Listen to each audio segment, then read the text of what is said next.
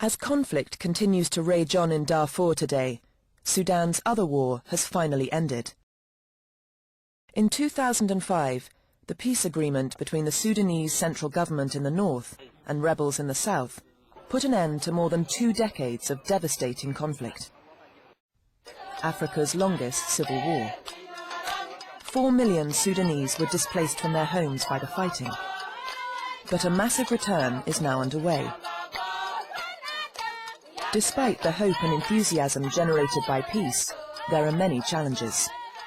According to a new report released by the United Nations Environment Programme, Sudan faces critical environmental risks that could jeopardize its long-term peace and stability. This post-conflict assessment study by UNEP, I think, provides a dramatic illustration of how both the past and the future of peace and people's livelihoods in Sudan are inextricably linked to the environmental challenge. UNEP, working with Sudanese experts, have produced the most comprehensive environmental survey of the country to date.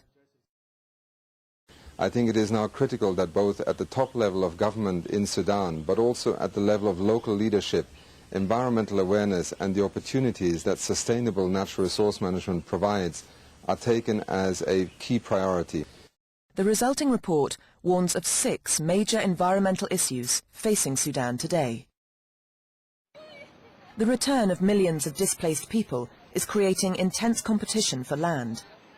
With them come vast cattle herds, which overgraze the rangeland and put them in direct conflict with local farmers.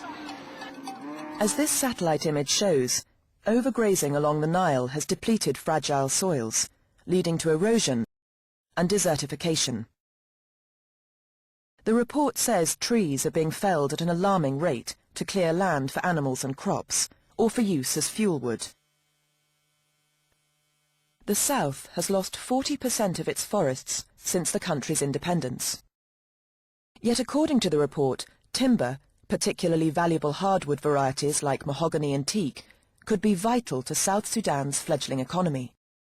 The teak trade alone could generate up to $50 million a year in export revenue. In northern Sudan, mechanized agriculture is causing vast areas of pasture land to be lost and wildlife to become extinct. The report finds that Sudan's long-term ability to grow food is at stake. As Sudan develops, its energy needs are growing exponentially. But, the report warns, meeting those needs must be handled with care to avoid serious environmental harm.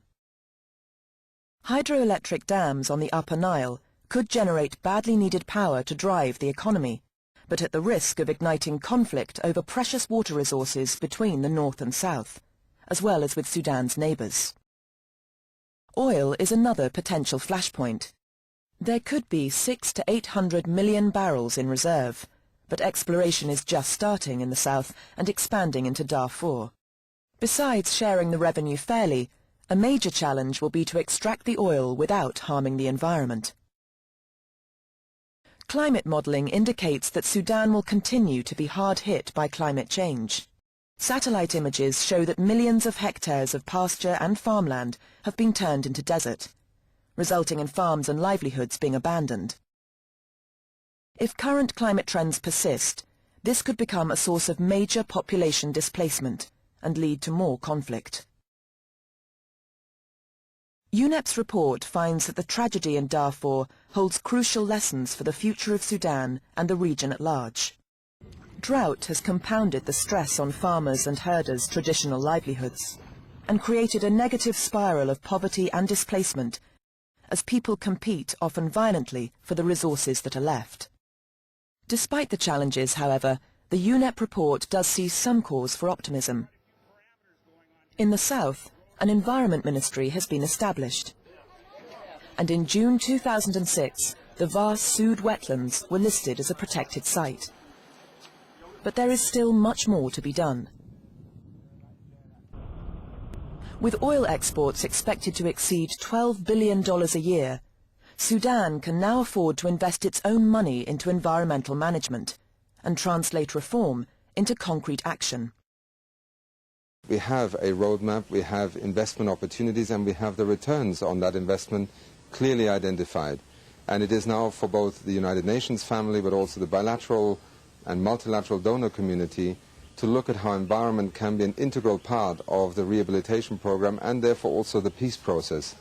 By taking such action, Sudan could become a model for integrating the environment into peace-building and post-conflict reconstruction.